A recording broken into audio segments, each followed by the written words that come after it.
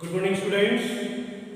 आज हम लोग हिस्ट्री का चैप्टर नंबर 4 आदिवासी दीकू एवं एक स्वर्ण युग की कल्पना के बारे में पुनः अध्ययन करेंगे, जिसका अगला टॉपिक है नज़दीक से देखने पर। यहाँ पर ये इसलिए लिखा जा रहा है नज़दीक से देखने पर, क्योंकि जो आदिवासी लोग थे उनका संक्षेप में वर्णन किया जाएगा कि किस प्रकार से वो कहाँ रहते थे, क्या करते थे। इन सभी को और गहराई से समझने के लिए एक बार इस पर हम लोग विकास आते हैं नज़दीक से देखने पर। तो 19वीं और 20वीं शताब्दी के दौरान देश के विभिन्न भागों में जनजातियों के जो समूह थे ने बदलते कानूनों और अपने व्यवहार पर लगी पाबंदियों, नए करों और व्यापारियों व महाजनों द्वारा किए जा रहे शोषण के खिलाफ कई बार बगावत की। अभी मैंने आपको बताया था इससे पहले भी कि जब उनके साथ तो निश्चित हो कुछ न कुछ हमें करना पड़ता है, क्योंकि एक साथ उन पर बहुत ज़्यादा दबाव पड़ रहा था। इसलिए उन्होंने बगावत भी की, क्योंकि वो एकजुट जो जनजाति होते थे वो ताकतवर भी होते थे, ठीक है। और दूसरा वो उनका एक समूह, जो बड़ा समूह होता था, वो एक साथ एक पूरा गुट के रूप में रहता था। सन 1831 से 32 में कोल आदिवासियों ने 1831 से 32 में कोल आदिवासी के लिए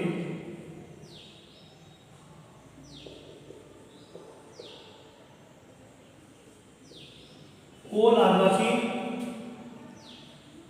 इन्होंने और 1855 में संथाली 1855 में कौन थे? संथाली को थे आदिवासी, ठीक है। इन्होंने क्या किया? बगावत कर दी थी। और मध्य भारत में वस्त्र विद्रोह 1910 में हुआ और 1940 में महाराष्ट्र में, 1910 में कहाँ हुआ था? बस्तर। 1910 में बस्तर विद्रोह,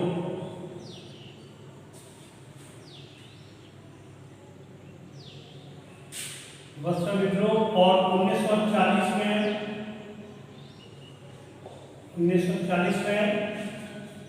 ये कहा हुआ था महाराष्ट्र में बलि विद्रोह, ये महाराष्ट्र में, ठीक है। और बस्तर विद्रोह जो हुआ था ये कहाँ था? मध्य भारत में।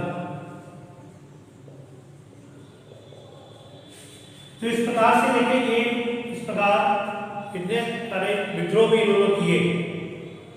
निश्चित ही जब किसी को ज़्यादा परेशान किया तो निश्चित ही वो कुछ ना कुछ करेगा। तो उन्होंने भी काफ़ी प्रयास किया जिससे उन्हें निजात मिले। विरसा जो थे, जिस आंदोलन का नेतृत्व कर रहे थे, वह भी इसी तरह का विद्रोह था। इसके अतिरिक्त विरसा जो थे, जो मुंडा जनजाति समूह के लोग थे, वो भी विद्रोह, इस तरह का विद्रोह उन्होंने भी किया। बिरसा मुंडा, मैं पहले बता चुका था कि बिरसा मुंडा का जन्म 1870, जो इनका जन्म हुआ था वो 1870 ईस्वी में हुआ था, के दशक के मध्य हुआ था। उनके पिता गरीब थे। बिरसा का बचपन बड़े भेड़ बकरी चराते, बांसुरी बजाते और स्थानीय अखाड़ों में नाचते गाते बीता। उनकी परवरिश मुख्य रूप से बिहड़ों के आसपास के जंगलों में हुई। बिहड़ का बिल्कुल शांत और कुछ नहीं, कोई भी मकान नहीं होगा, चारों तरफ जंगल ही जंगल होगा। समझ रहे हो? अगर आप इटावा से भिंड साइड निकल जाते आगे, सभी तरफ आपको ये चीज़ दिखाई पड़ेगी। तो ये क्या बिहड़ थे?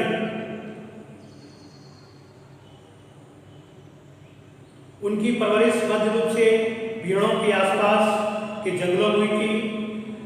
गरीबी से लाचार बिरसा के पिता का काम की तलाश में जगह जगह भटकना पड़ता था। लड़कपन से ही बिरसा ने अतीत में ही मुंडा विद्रोह की कहानियां सुनी थी। ऐसा नहीं, उनके बचपन से पहले से ही काफी विवादित चल रहा था। उन्होंने कई बार समुदाय के जो सरदार होते थे, जिन्हें मुखिया बोलते थे, को विद्रोह का आह्वान करते हुए देखा। बिरसा के समुदाय के लोग ऐसे स्वर्ण युग की बात किया करते थे, समझ लो, जो कल्पना जाएगी थी, तो बिरसा लोग ऐसे स्वर्ण युग की कल्पना करते थे कि हम ये करेंगे और इससे आगे जाकर की होगा, यानी उनका भी कोई उद्देश्य था। लेकिन अंग्रेज शासन के आने से उनके का जो प्रभाव वो कम हो गया था। यानी आपने देखा कि वो एक समुदाय जो ऐसे जनजाति के लोग थे, वो लोग भी एक स्वर्णिम अच्छे युग की कामना करते थे। जब मुंडा लोग दीकुओं के उत्पीड़न से पूरी तरह आजाद थे, दीकुओं ने बाहरी लोगों से जब वो बिल्कुल आजाद थे, तो सरदारों को कहना था कि एक बार फिर उनके समुदाय के परंपरागत अधिकार बहाल हो जाएंगे। जो उनके परंपरागत अधिकार थे, जो उनसे छीन लिए गए थे, वो फिर से बहाल हो जाएंगे। बहाल का मतलब फिर से वो स्टार्ट हो जाएंगे, उनके चलन में आ जाएंगे और उनका आधिपत्य हो जाएगा। वे खुद को इलाके के मूल निवासियों का वंशज मानते थे और अपनी जमीन की लड़ाई यानी मुल्क की लड़ाई लड़ रहे थे। वे लोगों को याद दिलाते थे कि उन्हें अपना साम्राज्य वापस पाना है। यानी उस लड़ाई में देखा हमने कि जनजाति लोग जो ये लोग भी बहुत ही सक्रिय थे। बिरसा स्थानीय मिशनरी स्कूल में जाने लगे, जहां उन्हें मिशनरियों के उपदेश सुनने का मौका मिलता था। मिशनरी स्कूल होते थे, वहाँ पर उपदेश दिए जाते थे, क्रिश्चियन लोग होते थे, उनके मिशनरी स्कूल होते बने थे, तो वहाँ पर ये उनको सुनते थे जाकर के। वहाँ से उन्होंने यह भी सुना कि मुंडा समुदाय स्वर्ग का साम्राज्य हासिल कर सकता है। क्यों? क्योंकि वो बहुत मेहनती थे, यानी ये ट्यूशन किया थे और उन्होंने अपने खोए हुए अधिकार वापस पा सकता है अगर वे अच्छे ईसाई बन जाएं। इन्होंने क्या सुना, यदि वो सब सारा काम कर सकते हैं, यदि वो अच्छे ईसाई, क्योंकि मिशनरी स्कूल हैं वो ईसाई लोग होते थे। तो यहाँ पर धर्म प्रवर्तन की बात आ गई, वापस आ सकता अगर वे अच्छे ईसाई बन जाए और अपनी खराब आदतें छोड़ दें, जो इनकी खराब आदतें उनको छोड़ दें, तो ऐसा हो सकता है। बाद में बिरसा ने एक जाने माने वैष्णव धर्म प्रचारक के साथ भी कुछ समय बिताया। उन्होंने जनेऊ धारण किया और शुद्धता व दया पर जोर देने लगे। यानी उन्होंने क्या किया, क्योंकि मानना होता है कि जो बर्बर आ गया था कि वास्तव में ये बर्बर लोग होते थे, दया के अंदर नहीं होती थी, शुद्ध नहीं रखते थे, तो ये सारी चीज़ें उन्होंने अपने अंदर लाई। वैष्णव धर्म को अपना करके अपने अंदर शुद्धता और दया की भावना को जागृत किया। अपनी किशोरावस्था में बिरसा जिन विचारों के संपर्क में आए, उनसे वह काफ़ी गहरे तौर पर प्रभावित थे, बहुत अधिक प्रभावित थे। बिरसा का आंदोलन आदिवासी समाज को सुधारने का आंदोलन, जो वो आंदोलन कर रहे थे, उनका उद्देश्य था अपने आदिवासी समाज को सुधार लाए। उन्होंने मुंडाओं से आह्वान किया, आह्वान मतलब शपथ ग्रहण करना या एक अपना समुदाय को उनसे किसी से अपेक्षा करते कि वो हमारे हिसाब से कार्य को समझे और करे, कि शराब पीना छोड़ दें, गांव को साफ रखें और डाइन व जादू टोने में विश्वास न करें। जो डाइन व जादू टोने होते आदमी लोग करते हैं, वो जादू टोने बंद कर दें। ये लोग करते हैं, लोग जाते हैं इसे करवाने के लिए भी, इन पर विश्वास न करें। ध्यान देने वाली बात यह है कि बिरसा ने मिशनरियों और हिंदू जमींदारों का भी लगातार विरोध किया। वह उन्हें बाहर का मानते थे, जो मुंडा जीवन शैली को नष्ट कर रहे थे। कुछ लोगों ने विरोध भी किया उसका कि उनकी शैली को नष्ट कर रहे हैं। 1895 में बिरसा ने सन 1895 1895 ईस्वी में विरसा ने अपने अनुयायियों से आह्वान किया कि वे अपने गौरवपूर्ण अतीत को पुनर्जीवित करने के लिए संकल्प करें। वह अतीत के ऐसे स्वर्णयुग या सतयुग की चर्चा करते थे जब मुंडा लोग अच्छा जीवन जीते थे, तटबंध बनाते थे। तटबंध मतलब होता है किसी नदी या उसके किनारे अपने घरों को बनाना, स्थापित करना। कुदरती कुछ बनाए जाते थे, कुदरती झंडे को नियंत्रित करते थे, पेड़ और बाग लगाते थे, पेट पालने के लिए खेती करते थे। उस काल्पनिक युग से मुंडा अपने बिरादरों और रिश्तेदारों का खून नहीं पाते थे।